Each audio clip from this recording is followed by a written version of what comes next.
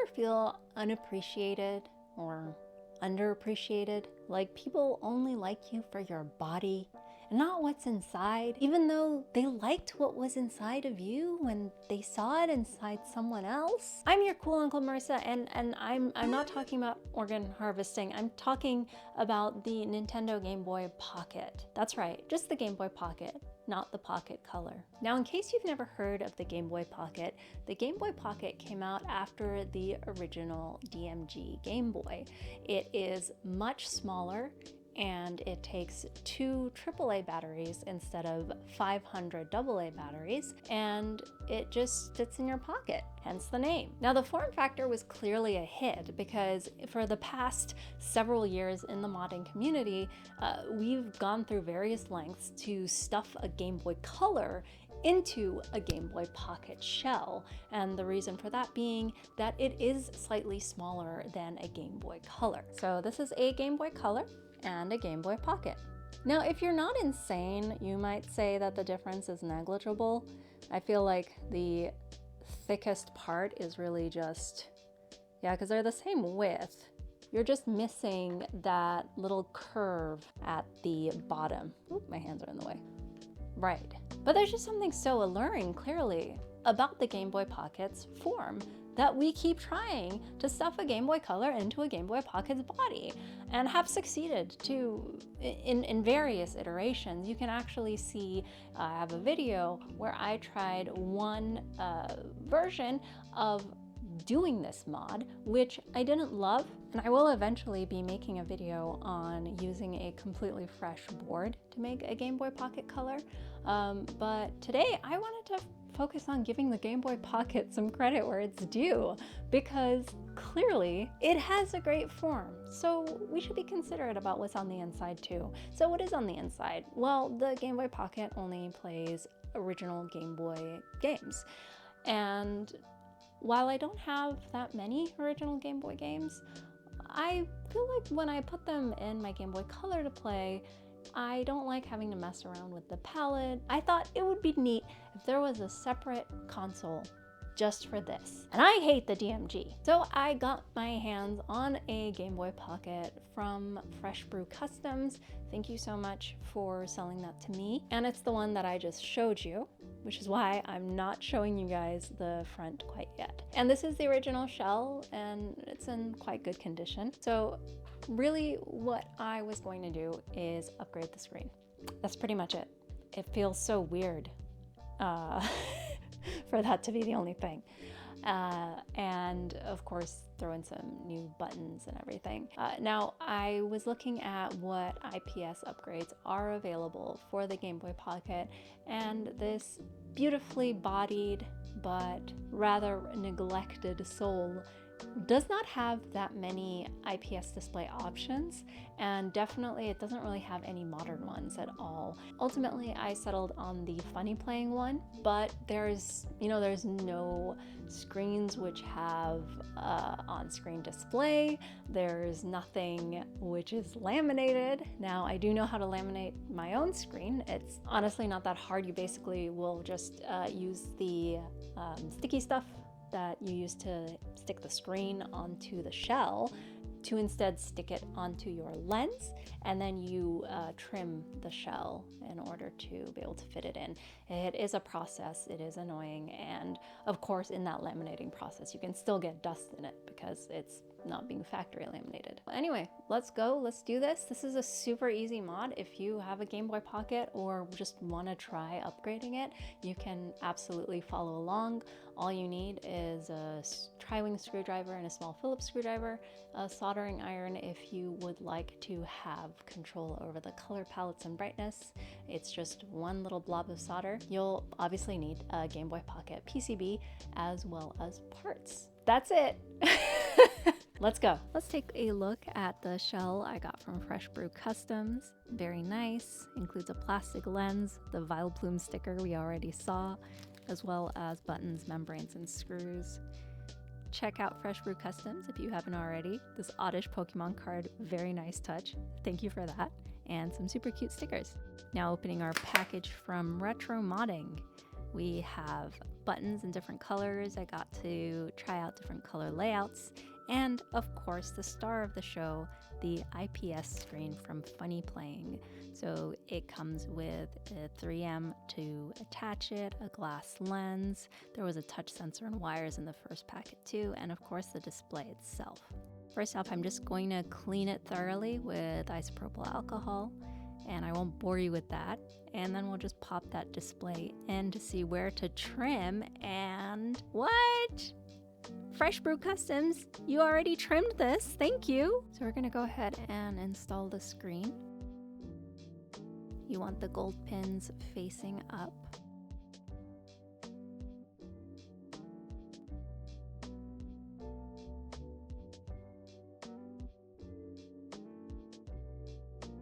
And I'm just going to remove the screen from the PCB to make soldering easier. They include a little wire for you, which is always convenient. And we're soldering the wire from the point on that display's PCB onto the power switch.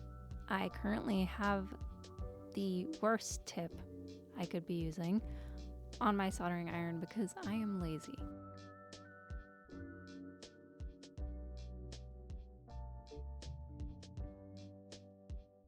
And then I'm going to use tweezers to place the wire.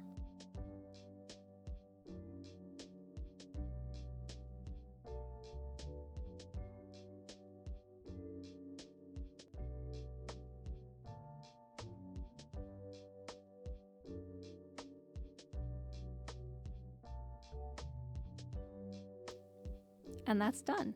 So now I want to test the display. So I'm going to put the motherboard in, insert some batteries. These batteries suck, but I bought them in a pinch and at least they are cute. Snap the screen back on.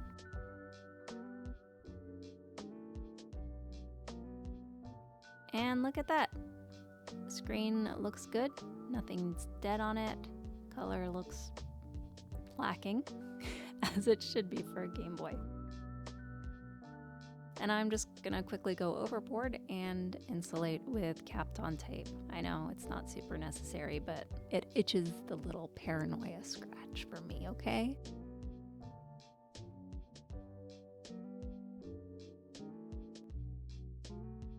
And there's a little adhesive there that we can remove the protective cover and stick the screen on.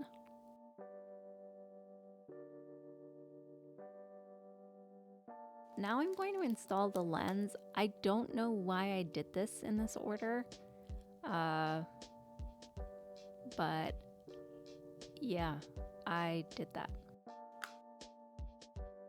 And then throwing in the buttons. I decided to go with green buttons for the face buttons, and I'm going to use the orange button for the power switch because this felt a little clashy.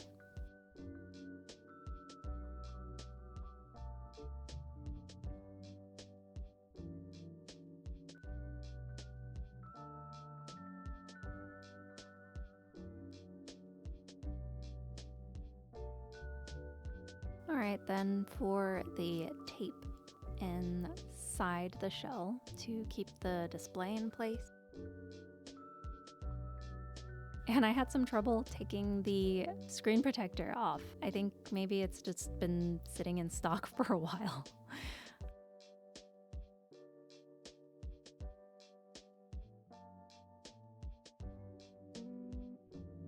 And once that's seated, we just need to screw the PCB in. That's 3 screws. You always know where the motherboard screws go because Nintendo has kindly circled them for us.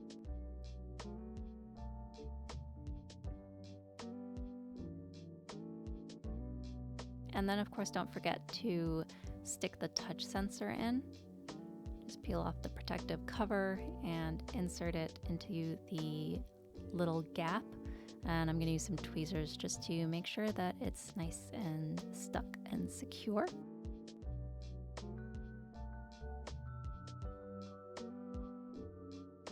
And I like to test one more time before putting in the shell screws. So this time we're gonna try out a game.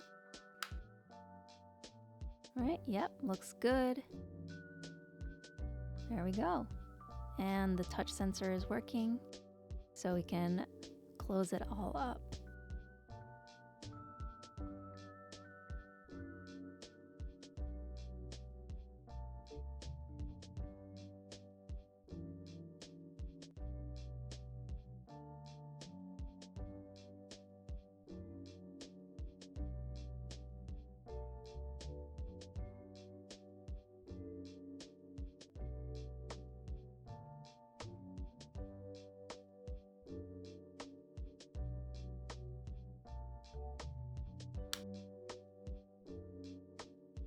It's stuck.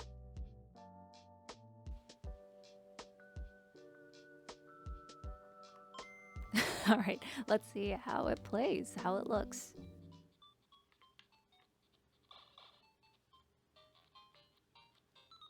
It's nice and bright, obviously. There's a empty border around, which I think doesn't show as clearly on camera. On camera, it gives you the illusion that it's the perfect fit, but it's actually a little bit not. I think you can see it better now. There's just a blank line around. But we can cycle through all the color palettes with the touch sensor. There's a lot of them. And then if you press and hold the touch sensor, you can get out of retro pixel mode and into the smooth IPS look, which, why would you do that? But as you can see, it can be a little finicky because even though I pressed and held to change the effect, it's changing the color palette. That is the woe of touch sensors. All right, so we are back, and honestly, I think it looks really nice. I really do just like this black and pink shell. I think that was a really neat design choice by Nintendo. Let's talk about the mod. So it works, which is what we want. It's brighter. It is easy to use. I like the contrast wheel. I like that you can easily switch through palettes. I like that it's bright. It feels like I'm playing the device now. And the retro grid effect is effective. A ITA screen or a TFT screen, this is not, but I'm also not as attached to the original Game Boy games to really mind that. Now for the cons, two main cons. So the first con for me is I, and many others I know, do not like touch controls. So the touchpad thing, you know, it's like you can't see where it is, and then you can just set it off by accident, and it doesn't feel like you have a ton of control, and especially because the way that it is just a single touchpad, if you touch it and accidentally change the palette and you want to scroll back to where you were, you have to go through all 5 gazillion palettes to get back to where you were, which is irritating to say the least. Also the fact that this is not in the 2024 standard, because again, it's just been neglected. Wow, I had taken for granted, I think I'd forgotten how challenging it is to install a non-laminated screen, because the dust and the hair, and I have cats, and it's just, it's insane, very upsetting. How did we accept this for so long? I did not go through the trouble of doing a DIY laminated screen, and I kind of regretted that because it just, the dust.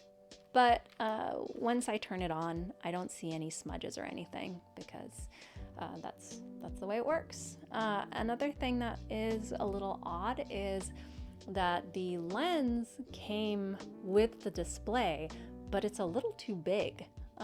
There's a white border around the games, and I'm not sure why that was a thing.